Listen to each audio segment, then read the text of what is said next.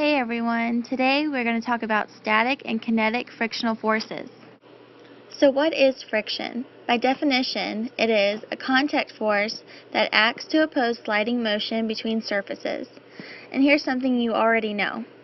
Friction is high if the surfaces are dry and rough. An example of this would be rubbing sandpaper against wood. Friction is low if surfaces are wet and smooth. An example of this would be skating on ice. There are some factors that affect the amount of friction.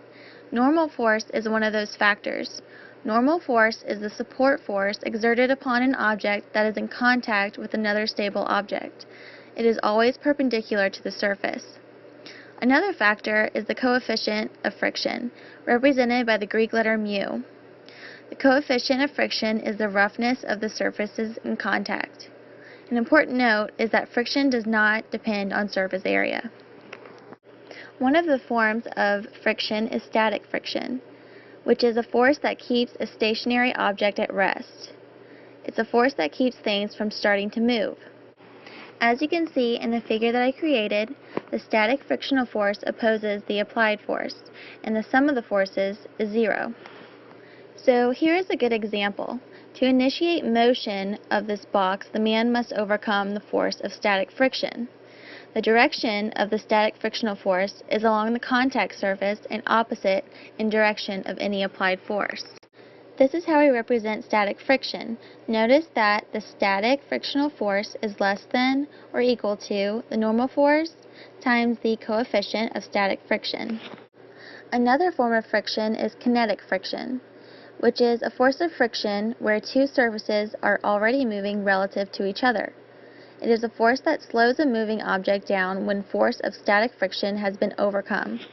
Now take a look at the figure I created. We have our normal force and our force due to gravity. There is a kinetic frictional force acting in the opposite direction of the applied force. The difference here is that there is motion as opposed to the resting state of static friction. Now let's consider a baseball player. When sliding, the baseball player will come to a complete stop due to the force of kinetic friction. The direction of the kinetic frictional force is opposite the direction of motion of the object it acts on. This is how we represent kinetic friction.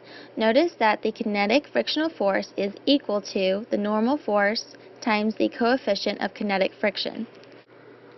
Now let's talk more about coefficients of static and kinetic friction. These values depend on smoothness, temperature, and they are approximate numbers. Usually the coefficient of friction is less than 1, but not always. Usually the coefficient of kinetic friction is less than the coefficient of static friction, and never larger. The coefficients depend on the materials, but not the surface areas or contact pressure, etc. And remember that the coefficients of friction do not contain units. Okay, so let's look at an example problem. A mass is resting on a flat surface which has a normal force of 98 newtons with a coefficient of static friction of 0.35. What force would it take to move the object?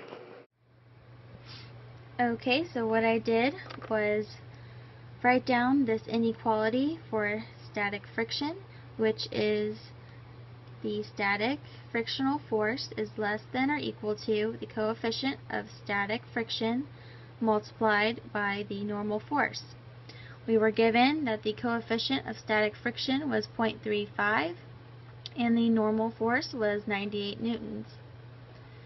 And once we do this calculation, we get the static frictional force to be less than or equal to 34.3 newtons. Simple enough. Okay, let's take a look at a very important concept regarding static and kinetic friction. There is a graph that can represent the pulling of an object. On the y-axis, we have friction. On the x-axis, we have the pull force. When the object is at rest, the friction and the pull force is equal to 0. Now, as we increase the pull force, the friction increases at a steady rate. Once you have reached the maximum amount of force that the object needed to start moving, the friction drops down and then remains constant as it is moving. The first section of the graph, where the object is not yet moving, represents static friction,